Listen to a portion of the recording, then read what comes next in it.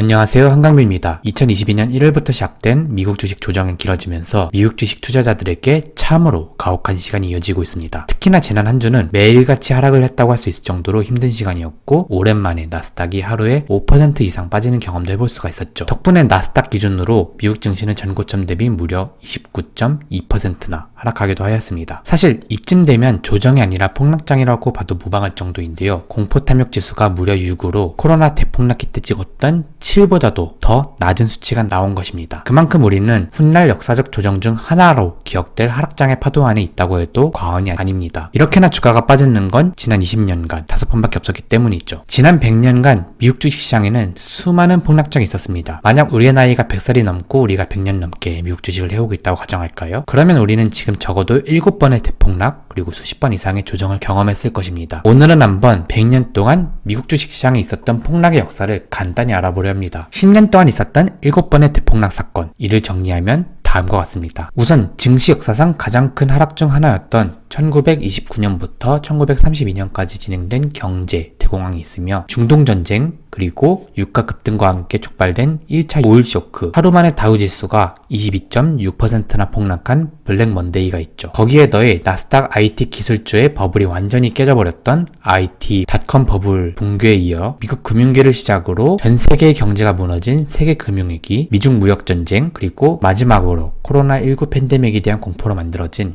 코로나 대폭락이 있습니다. 우선 첫 번째로 경제 대공황에 대해 알아보겠습니다. 지난 100년 이래 최악의 경제 위기이자 증시가 완전히 무너진 사건이라고도 불리는 경제 대공황은 1929년 대략적으로 3개의 원인에 의해 촉발되었습니다. 프랑스, 영국 등 강대국들이 금본위 제도를 다시 시행하며 화폐 가치의 과대평가가 일어났고, 그 과정에서 세계 무역이 축소되었으며 1차 대전이 끝난 후 미국 경제에 점점 버블이 낀 상태에서 상품의 과잉 생산으로 공급이 수요를 훨씬 초과하게 되는 일이 발생하게 되었죠. 그리고 이는 엄청난 경기 침체 그리고 미국 증시가 모두 무너지고 수많은 기업들이 파산하는 결과로 이어지게 됩니다. 1929년부터 32년에 이르는 3년의 시간 동안 다우지수는 무려 전고점 대비 88%나 폭락하였고, 결국 이러한 경기 침체는 2차 대전으로 이어지는 비극을 낳습니다. 두 번째는 1973년부터 74년까지 이어진 1차 오일 쇼크와 그로 인한 미국 증시 폭락입니다. 당시 4차 중동전쟁이 터지며 오펙에서 원유의 생산량을 줄이고 가격을 올리는 조치를 취하였는데요. 그 과정에서 유가가 무려 2.9달러에서 12.9달러로 폭등하게 되었고, 이는 미국을 포함한 전 세계의 산업에 엄청난 악영향을 주게 되었습니다. 그리고 이를 반영한 증시는 1년 사이에 다우지수 기준으로 무려 30%나 폭락하게 되었죠. 한편 하루 만에 미국 증시가 대폭락한 블랙 먼데이 사건도 있었습니다. 1987년은 월가 금융권의 프로그램 매매가 본격적으로 도입이 되던 시기였습니다. 하지만 그 시스템은 완전하지 않았고 주가 하락을 예측한 컴퓨터 알고리즘들이 대량의 매도 주문을 계속해서 걸면서 증시가 어마무시하게 하락했습니다. 그리고 그 과정에서 포트폴리오 보험으로 인한 선물 매도가 함께 쌓였고, 하루 만에 미국 증시는 다우지수 기준으로 무려 22.6%나 폭락하는 결과가 나왔습니다. 단 하루 만에 미국 증시가 제대로 붕괴해버린 것이죠. 이 이후로 완전히 박살난 시장의 추세가 회복되는 데에는 몇 년이나 걸리게 되었으며, 이런 일의 재발을 막기 위해 미국 주식에는 사이드카와 서킷 브레이커라는 또 다른 증시 하락의 방어수단이 도입되었습니다. 그 다음은 지금까지도 종종 회자되는 닷컴 버블의 붕괴입니다. 1999년부터 미국 증시는 나스닥을 필두로 엄청나게 상승했는데요. 수많은 IT 기업들이 생겨나고 이들에 대한 기대감 증대와 함께 어마무시한 돈이 몰렸기 때문이죠. 문제는 대부분의 IT 기업들은 실적도 없고